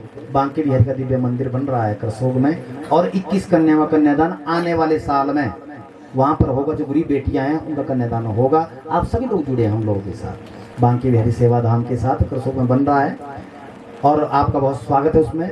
और यूट्यूब चैनल है आचार्य उमेश कृष्ण शर्मा के नाम से, वो यूट्यूब चैनल में आप ये जितनी कथाएं हैं ना, ये सब कथाएं आप सुन सकते हैं। अन्य कथा भी, गौ कथा इत्यादि उसमें है, देवी भागवत महापुराण उसमें है। पर आचार्य उमेश कृष्ण शर्मा जब सर्च करोगे, कृपा करके आप उसको सब्सक्राइब जरूर करें ताकि दूसरी जगह कहीं कथा हो वो आपके फोन में आ जाए।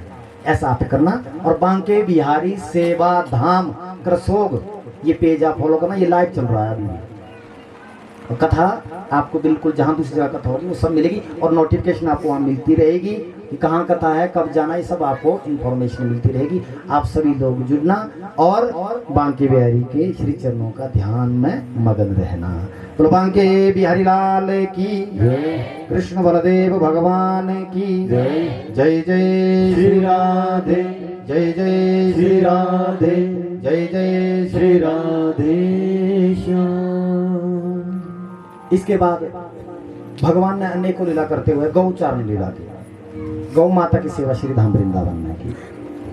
और भगवान से एक बार पूछा कि प्रभु आप वृंदावन से इतना प्रेम करते हैं, आप ये बताइए आप तो भगवान हैं। किसी मित्र ने पूछ लिया उनसे, सखा ने। कह रहे मेरे पीछे एक कारण है, मेरा भगवान बनने के पीछे एक ही कारण है कि मैं गौ माता की सेवा करता हूँ। जो गौ की सेवा करता है वो भगवान के तुल्य बनता है। किसके तुल्य बनता है? जोर से बोल दो। भगवान के समान उसका आदर होता है जो गौ माता की सेवा करता है। ध्यान देना, पहले हॉस्पिटल कम थे, दवाइयां कम थी, रोड कम थे, लेकिन आदमी तंदुरुस्त था, लंबी उम्र जीता था। लंबी उम्र जीता था। और अब क्या है, हर एक घर में गाड़ी है, हर एक तीसरे चौथे घर में तो है ही है, रोड हर जगह है, पैसे सबके पास हैं, हाँ? हॉस्पिटल भी हर जगह है, दवाइयां हर कहीं मिल जाएगी आपको, लेकिन स्वस्थ कोई भी नहीं। उसके पीछे कारण क्या था? उसके पीछे कारण ये था, गौ माता की शरण में हम बैठते थे, हम गौ माता की सेवा करते थे, गौ के चरण में रहते थे। गौ के गोबर से जो भाप निकलती है ना, भाप, और ताजा गोबर गौ माता ने क्यों भाप निकले, और व्यक्ति के वो रंध्र में चले जाए ना, नासिका में, नाक में अगर वो रंध्र में चले जाए, कह रहे उसको कभी दमा नहीं होता। ये पक्की बात है, कभी दमा नहीं होता। एसिडिटी होती है, खट्टे डकार आते हैं, परेशान हो गया है आदमी, फिल्टर करके, कपड़ छान करके और गौमूत्र हर रोज वो पीता है, वो व्यक्ति, उसकी जो एसिडिटी है ना, गैस वगैरह बनती है ना, जो जिसको क्या बोलते हैं आपकी भाषा में, हाँ, गैस्ट्रिक, वो गैस्ट्रिक खत्म है। ये सच्चाई है, दवाई खाते हो जिंदगी भर खाओगे तुम, और खा के देख लो कभी इस बात को। और दूसरी बात, ब्लड प्रेशर की इसको समस्या है, बीपी इसको बोलते हैं ना, सबसे प्रॉब्लम तो बीपी की है, या तो बीपी की है तो बीबी की है, हाँ हाँ जी, बीपी ब्लड प्रेशर सब हर जगह चेक होता है। क्यों? क्योंकि सबसे बड़ी समस्या यही है, हमारा खान पान सही नहीं है, सबसे खराब हमारा रिफाइंड है। क्या है जी? पहले क्या होता था, गौ माता का घी होता था, उस समय ये रिफाइंड बड़ा कुछ था ही नहीं, सरसों होती थी अपने खेत की, ये भी छोड़िए, पर गौ माता जब तक साथ थी, गौ माता की कृपा से व्यक्ति हृष्ट पुष्ट था। अभी भी देखिए 70-80 वर्ष के आयु के व्यक्ति यूं चलते हैं। अब जो नई पीढ़ी है, 8 वर्ष के व्यक्ति को, बच्चे को शुगर हो रहा है, 10 वर्ष के बच्चे को ऐनक लग रही है। बताइए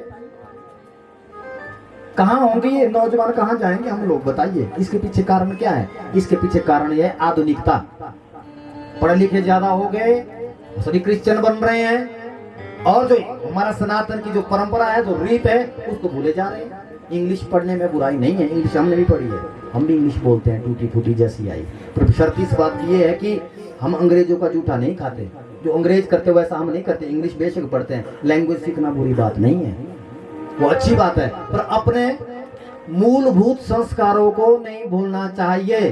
ध्यान देना, आज भी जो गौ माता का दूध पीता है, गौ माता का ध्यान देना, दही इत्यादि खाता है, लस्सी इत्यादि पीता है गर्मियों में, ये पक्की बात है, उसको बीमारियां नहीं होगी।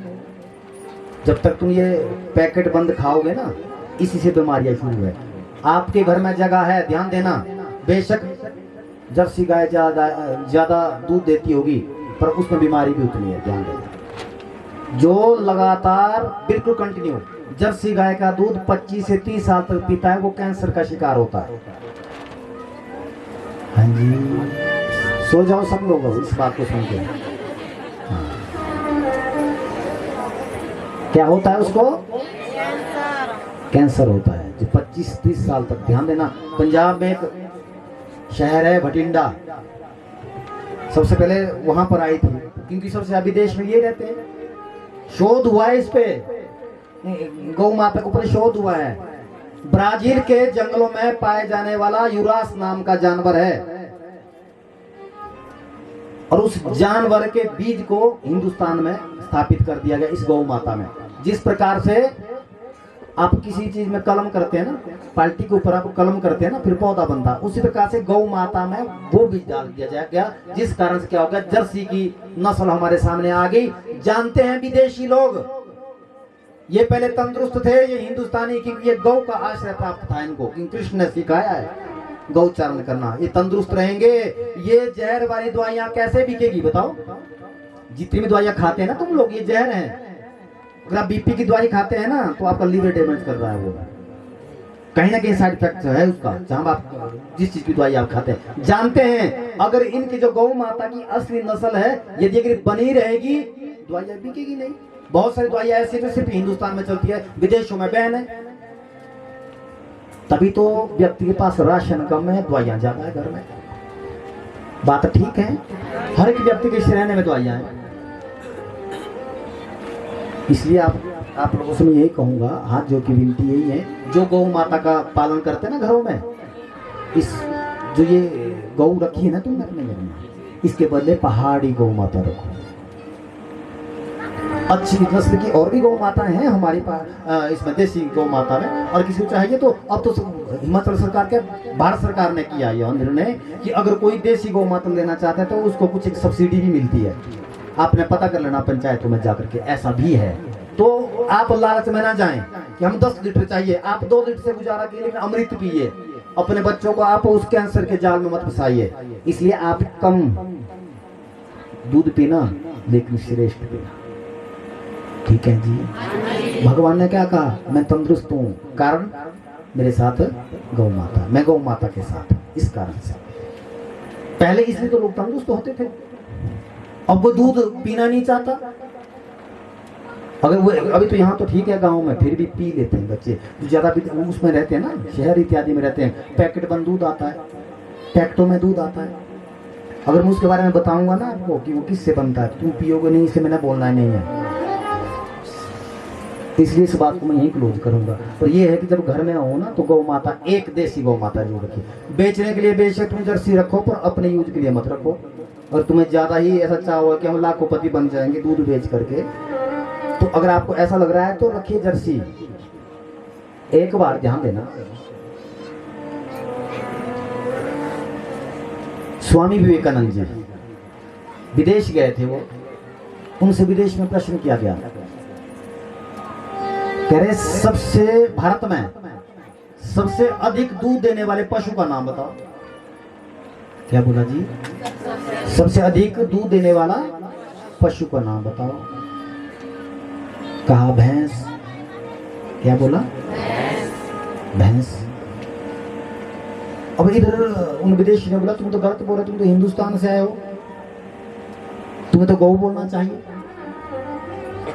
स्वामी विवेकानंद जी ने बोला आपका प्रश्न पहले याद करें, आपने प्रश्न क्या किया था। करें मैंने तो प्रश्न ये किया था कि सबसे सर्वाधिक दूध देने वाले पशु का नाम पूछा। कहा जहां आपने पशु बोला, हमारी जो गौ है वो पशु नहीं है, वो हमारी माँ है। और दूसरी बात आपने पूछा दूध किसका श्रेष्ठ होता है, तो भैंस का होता है, पर जो गौ का है वो दूध नहीं होता, वो अमृत होता है। जो गौ माता का दूध पीता है 100 साल तक जीता है। पर आजकल व्यक्ति को डुप्लीकेट ज्यादा जचता है। हाँ जी, सोने की दुकान में कम जाएंगे, आर्टिफिशियल की दुकान में ज्यादा जाएंगे, क्योंकि सोना 62,000 रुपए का हो गया तोला, आर्टिफिशियल 150 का मिल जाएगा बढ़िया हार। व्यक्ति अच्छे थाली में खाना नहीं खाना चाहता है, बढ़िया डिस्पोजल में खाना चाहता है, जिससे उसके कैंसर हो जाए उसको। आदमी बनावटी ज्यादा हो गया, जो असली चीज है उसको घर से निकाल दिया। निकाल दिया, तुम लोगों ने निकाला, निकाला है, पर हाथ खड़े नहीं करवाऊंगा तुम्हारे पब्लिक के बीच में, मैं तुम्हें शर्मिंदा नहीं करूंगा। पर मन में सोचिए, अगर आपने घर से गौ माता को निकाला है तो पक्का याद रखना वृद्धावस्था में तुम तैयार रहो जंगल में भटकने के लिए। हाँ जी, धक धक हो रही है। हाँ, अगर तुम्हारे बच्चे तुम्हें वृद्धावस्था में कहीं गली में भगा दे, आपको अच्छा लगेगा आपको? तो फिर तुम गौ माता को क्यों भेजते भाई घर? बोलिए सॉरी, सॉरी कीजिए। हाँ, माफी मांगिए भगवान से कि प्रभु हम लोगों से ऐसी गलती हुई है, आज के बाद हम ऐसी गलती नहीं करेंगे। और कन्हैया का पूरा आशीर्वाद आपके साथ होगा अगर ऐसा संकल्प आपने ले भी लिया। आज तक का यदि आपने ऐसा कोई अपराध गलती से जाने अनजाने में हुआ भी हो, आज तक का अपराध आपका माफ है। आज के बाद कोई भी माफी नहीं होगी और 100 साल तक आप जिए, ये कामना कन्हैया से मैं आप लोगों के लिए करता हूँ। ऐसा कन्हैया कहते हैं कि गौ माता की कृपा से, गौ माता की सेवा के कारण से मैं गोपाल हूँ और गौ माता का आशीर्वाद मेरे साथ है, ये बोलते हैं। भगवान का नाम वास्तव में क्या रखा है? कृष्ण, लेकिन अपना नाम स्वयं रखा है गोपाल, क्योंकि गौ के साथ मैं जुड़ जाऊं। जो आज तक गौ से जुड़ा है उसका हमेशा एक कल्याण हुआ है और उसका नाम हुआ है। बाबा बालकनाथ गए हैं कभी? हाँ जी, गए हैं ना। उन्होंने क्या किया? गौ की सेवा की। दशरथ ने गौ की सेवा की। गौ माता की सेवा के प्रताप से राम जी आए। बताइए गौ माता में इतनी क्षमता है। नंद बाबा और यशोदा मैया ने 9 लाख गौ माता की सेवा की, गौओं की सेवा की। तो क्या फल मिला? जोर से बोल दीजिए, कृष्ण आए। ध्यान देना। और हम घर से निकाल रहे हैं और फिर बोलते कन्हैया तुमने हमारे पे कृपा नहीं की। नौकर बैठा क्या कन्हैया? उसको कोई काम नहीं है। हाँ? अरे गौ को अगर आप तिरस्कृत करते हैं, गौ माता यदि आप तिरस्कार करते हैं, उम्मीद मत रखिए, भगवान की उम्मीद मत रखिए, कभी भी मत रखिए। भूल जाइए इस बात को अपने मन से। मैं ये नहीं बोल रहा हूँ तुम सेवा करो, अगर तुम्हारी क्षमता सेवा की नहीं है, जो गौ माता तुम्हारे पास है उसको भगाओ, तो मत, घर से मत निकालो भाई उसको। इतना तो कर सकते हैं।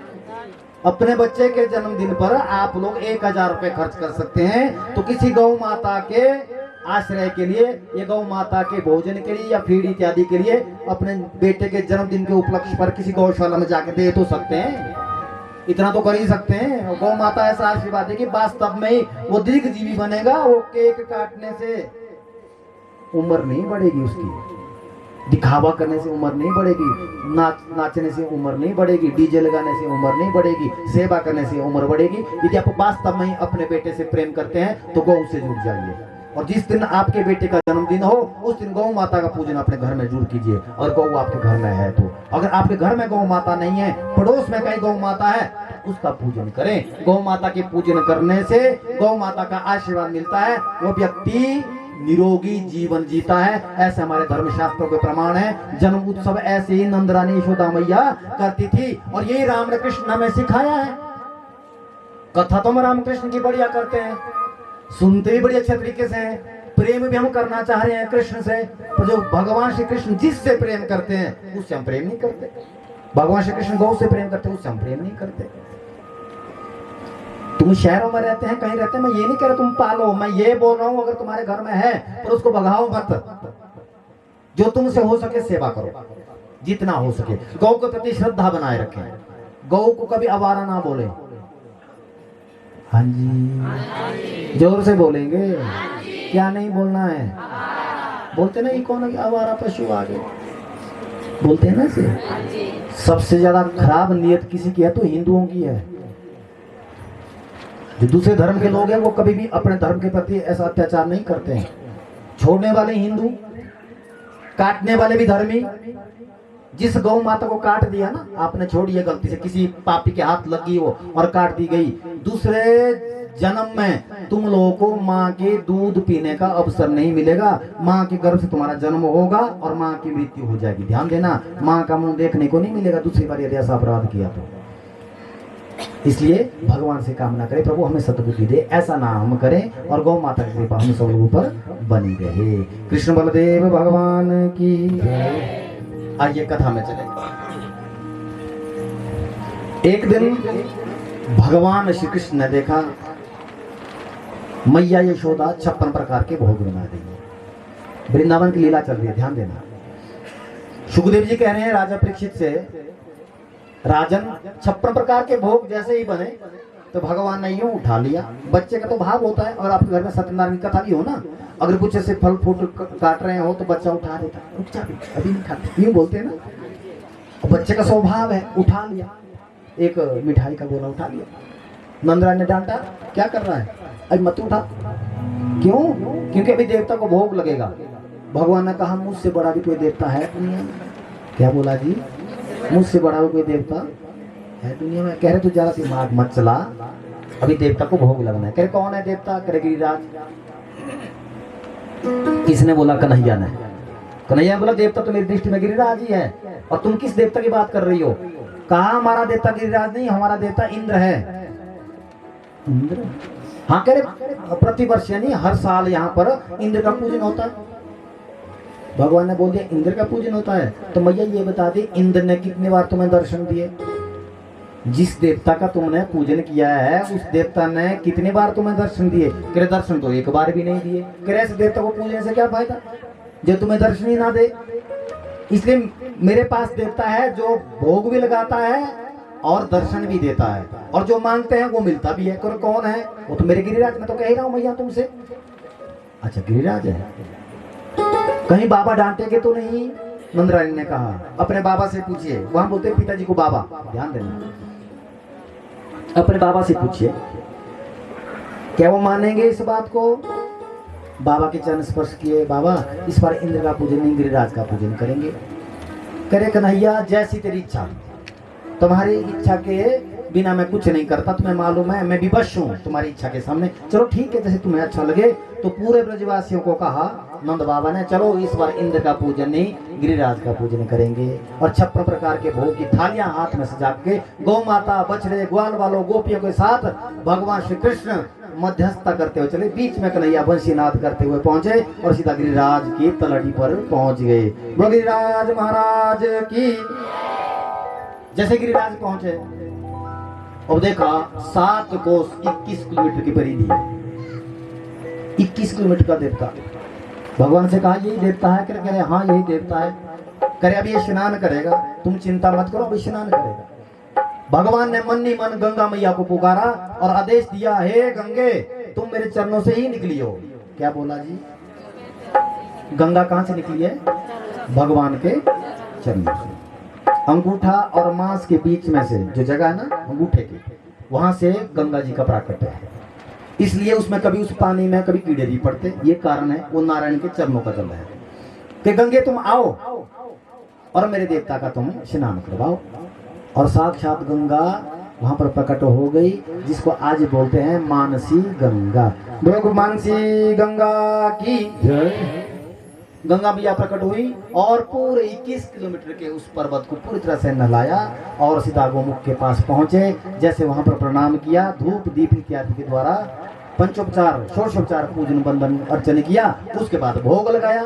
भगवान ने कहा गिरिराज से, हे गिरिराज महाराज आप मेरा ही रूप हैं, इसलिए आप सब ब्रजवासियों को दर्शन दे। भगवान ने अपना रूप स्वयं का बना के गिरिराज के पर्वत के ऊपर खड़े हो गए और ब्रजवासियों को दर्शन दे रहे हैं। जैसे ही दर्शन दिए, नंदरानी यशोदा मैया ने कहा अब देवता क्या करता है? कह रहे अब तो ये भोग लगाएगा, भोग खाएगा। दूध चढ़ाया पहले, फिर पेड़े का भोग लगाया, 56 प्रकार का भोग लगाया। देवता खाते रहे और जितने ब्रजवासी वो आनंद उत्सव मनाते गए। बहुत खुशी हुई कि इतने साल हमें बीत गए, किसी देवता ने दर्शन नहीं दिए। ये तो बड़ा अच्छा देवता है जो दर्शन देता है, ये तो बड़ी कृपा होगी कन्हैया। अब क्या करना है इसके बाद? करें इसके बाद परिक्रमा करनी है। गिरिराज की जो परिक्रमा करता है, ऐसा मन ही मन में जो भी परिक्रमा करता है, अगर तो जा करके परिक्रमा करता है उसका अलग फल है। अगर मन ही मन में यदि परिक्रमा कर ली, उसके मन की जो कामना है वो पूर्ण हो जाती है, ऐसा बोलते हैं। जो गिरिराज की कथा सुनता है, मन में यदि कोई कामना हो वो पूर्ण हो जाती है। ध्यान देना, असली कामना तो ये करनी चाहिए कि प्रभु मुझे गिरिराज के दर्शन करने का सौभाग्य मिले, मुझे भी परिक्रमा करने का सौभाग्य मिले। ये तुच्छ चीजें की कामना मेरे हिसाब से नहीं करनी चाहिए। फिर भी यदि कोई तुम्हारी कामना है तो मन में कामना रखते हुए आइए गिरिराज महाराज की तलहटी पर चले और भाव और श्रद्धा के साथ गिरिराज की परिक्रमा करें। कन्हैया के साथ, नंद बाबा यशोदा मैया के साथ, ग्वाल वालों के साथ बंशी का नाद करते हुए कन्हैया परिक्रमा में निकल गए। मैं तो गोवर्धन को जाऊं मेरो वीर, ना माने मेरा मनुआ। गोवर्धन को जाऊं मेरो वीर, ना माने मेरो मनुआ। मैं गोवर्धन को जाऊं मेरो वीर, ना माने मेरा मनुआ। गोवर्धन को जाऊं मेरो वीर, माने मेरो मनुआ। नहीं माने मेरा मनुआ, नहीं माने मेरा मनुआ। नहीं माने मेरो मनुआ, नहीं माने मेरो मनुआ।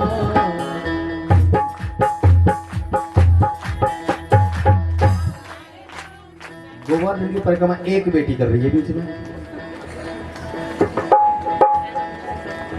अरे इसको बिठाओ मत, इसको उतरने दो, तुम लोगों ने नहीं करना है। एक परिक्रमा कर रही है, एक बेटी परिक्रमा कर रही है गिरिराज की, ये राधा रानी। और तुम सब क्या हैं? हाँ जी, मैं तो गोवर्धन को जाऊं मेरो वीर, नाय माने मेरा मनुआ। मैं तो गोवर्धन को जाऊं मेरो वीर, नहीं माने मेरो मनवा, नहीं माने मेरा मनवा, नहीं माने मेरा तनुआ, नहीं माने मेरो मनवा, नहीं माने मेरो मनवा, नहीं माने मेरा मनवा, नहीं माने मेरा तनुआ, नहीं माने मेरो मनवा, हरि माई माने मेरो मनवा। मैं तो गोवर्धन को जाऊं मेरो वीर, नहीं माने मेरा मनवा, मैं तो गोवर्धन को जाऊं मेरो वीर, नहीं माने मेरो मनवा।